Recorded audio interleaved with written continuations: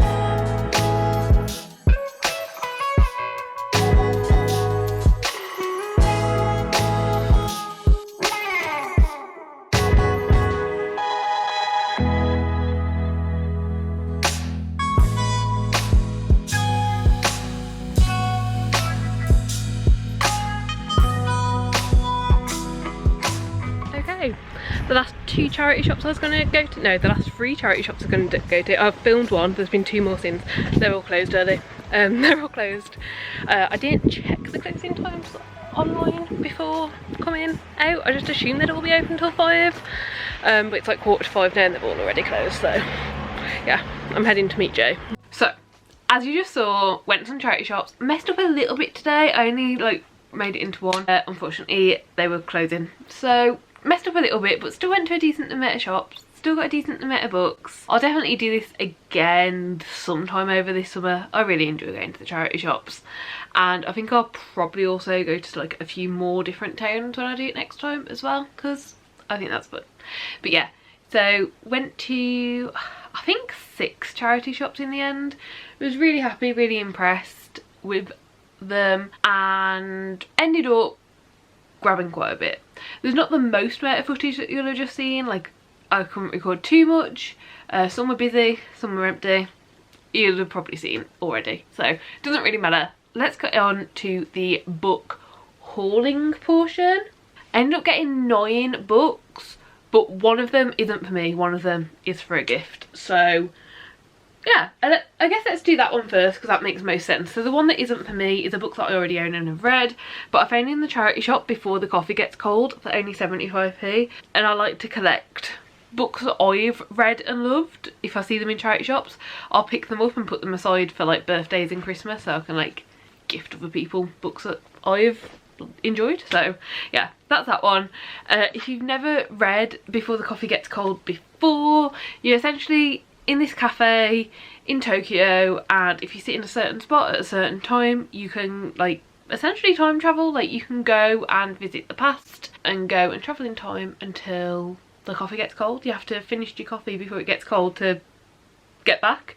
So yeah, I don't think you need to know more than that going into it, but you should know that like there's lots of intricacies to it. Like, there's lots of little rules and things that you need to follow, and you need to be in this specific cafe, this specific seat, and do these specific things for this to work. And yeah, it's like short stories that all revolve around this, but all the stories are like kind of linked because they all take part in the same cafe. So like, we've got like the same workers, we've got the same environment, all that sort of stuff. And yeah, it's a really, really great book. I would definitely recommend. And I think all the others are just like random books, so let's just go in order of what I've got them here. The first 3 I'll be talking about, well 4 if you include the one I've already spoken about, I got on the first day, and the other 5 I got today. So the first one is Powder Monkey. I'm not gonna lie, this was 100% a cover buy. Like, the story does sound interesting, and because I'm currently like dipping into contemporary and trying to figure out what sort of contemporary books I like, I figured for a cover this pretty and the price of £2.50, I'd give this one a go, see if it is the sort of contemporary I like. But yeah, I also really like this cover. On the inside it just says, Keith knows he has to escape from his humdrum existence. He can't keep sweeping up budgies from his neighbour's Avery forever, but with no qualifications, no girlfriend, and only his rusty old telescope and the nightly reports of the Mission to Mars probe on BBC Two to take him away from it all, his options look limited. No idea what we're going to be doing. I'm guessing it's just going to be like a very lifestyle, personality based story where we follow someone, explore something. So yeah, that's that one. Then I also ended up finding World Binder. This is the 6th book in the Rune Lord series. Sometime within the last 2 years, I'd say between like a year and 2 years ago, I found most of these books in a specific charity shop. I found books 1, 2, 3, 4, 5, 7 and 8, but book 6 wasn't there. So I picked the rest of them up, knowing that I'd keep my eyes open for book 6. I haven't started the series, but yeah, I was like, well, at some point I'll find book 6, and if I don't, I can order it online. And in that same charity shop, I went in this time and found book 6, which just means I must have so many books still to put out and get through, which is very exciting for future things. But yeah, I can't read the back, obviously. This is a big epic fantasy series. I can't even really remember what the first one's about, but yeah, I think it's very adventure quest based epic fantasy, and this is book 6 in that series, so I picked it up whilst I saw it. And then the final book from the first day is Hamnet. This is a massive book. Maggie O'Farrell, I think it was really big last year, but it could have been the year before. When was it published? Published in 2020 and in paperback in 2021. I'm guessing it was 2 years ago. It's really big, but maybe it was 3. I don't really remember. But yeah, this is essentially all about Shakespeare's son, but Shakespeare's not actually mentioned, so it's like, is it, isn't it? But it's essentially about Shakespeare's son. Yeah, on a summer's day in 1596, a young girl in Stratford-upon-Avon takes to her bed with a sudden fever. Her twin brother, Hamnet, searches everywhere for help. Why is nobody at home? Their mother, Agnes, is over a mile away in the garden where she grows medicinal herbs. Their father is working in London.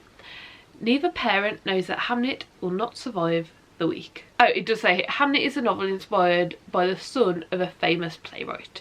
A boy whose life has been all but forgotten, but whose name was given to one of the most celebrated plays ever written. So there we go. That's that one. I'm intrigued by it. Honestly, it's got a lot of hype, a lot of people love it, so I'm intrigued to figure out how I feel. And then I always check the poetry sections in bookshops because you never know what you're going to find, and I found this one. This is Brand New Ancients by Kate Tempest. On the back it talks about how Kate Tempest is like an innovative performer and has emerged in spoken word poetry. The poem, which is also the title of the book, Brand New Ancients, won the prestigious Ted Hughes Prize for Innovation in Poetry, and it's a blend of street poetry, rap and storytelling combined with the spellbinding delivery of an open air revivalist. Yeah, it sounds really good. It's a tale of two families and their entwining lives set against the background of the city and braided with classical myth. I'm really excited about this. I really enjoy poetry.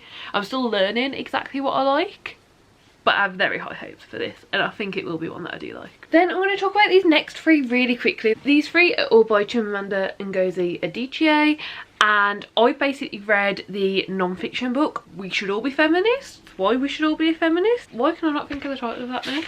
We Should All Be Feminists, that's the title of it.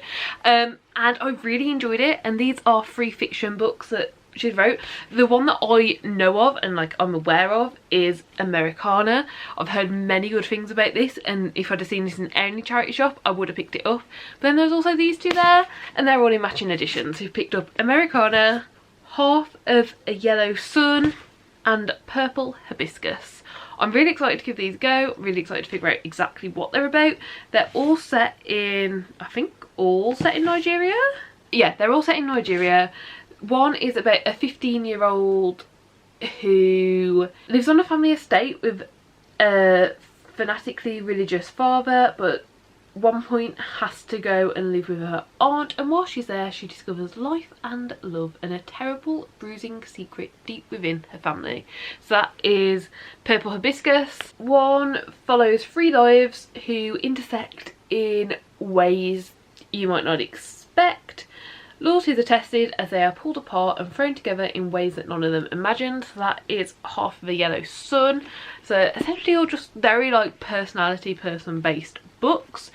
And then the one that I'd actually like properly heard about before, there's two young people who are in love, and it's during the time that the military ruled Nigeria. One goes to America, one goes to London, and 15 years later they meet back up.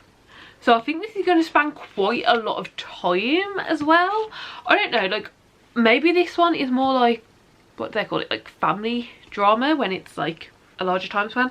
I'm not really sure. As I've said a few times this video, I'm trying to figure out what I like in contemporary. So I'm not really sure of all the exact correct lingo down with contemporary. But that's, I feel like all the contemporary I've picked up, maybe not including these two, which sound quite similar, are very like different. So hopefully I will enjoy at least one, but hopefully a fair few of them. And then the final book that I picked up is In the Market for Murder. This is the second book in the Lady Hardcastle mystery series. I still haven't researched this, we've only been back an hour. I'm not sure if you have to read the series in order or if it's one that you can just pick up any book at any time. So I haven't read the back properly, just in case, I only scanned it. But basically I've heard loads about this series because Meg from Meg with Books often mentions it in her videos and like really likes it. So when I saw it in the charity shop for only £1.80, I was like, well, yeah, okay, this should be a sign. I should pick it up and give it a go. It's a cozy mystery. I've read three books currently that have been marketed as cozy like mysteries. One is The Thursday Murder Club, which I absolutely loved, thought it was great. And the other two have been kind of like, meh, I'm not going to continue on with the series, but it was fine I guess. And that was Finlay Donovan and The Marlowe Murder Club. So this is just another one in that genre. I'm hoping I'll really like it. Maybe I can pick it up straight away. Maybe I'll figure out getting book one first. But that is the final one. Unfortunately, I can't read out the back because I don't want to risk spoiling myself. So, these are all the books that I ended up picking up over the last couple of days. 9 in total, 8 for myself. I think it's quite a good selection. None of them, except for the one that is book 6 in a series I already own the rest of, are like my usual genres. But that is normally the way it goes with the charity shops. Obviously, if I see the ones in like, you know, fantasy, paranormal, that sort of genres, I do pick them up. But I feel like it's much easier to pick up books from other genres in charity shops, because if I don't like it, like the maximum I've paid for any of these books is £2.50, most of which were between, I think most of these were 75p, and then quite a few of them were £1.80. So like, even if I don't like this one, which is the £2.50 one, like it's £2.50 and I can sell it on for a couple of quid online, or I can just donate it back. Like, they're not massive losses if I don't end up liking the books in the genres I'm more unsure about.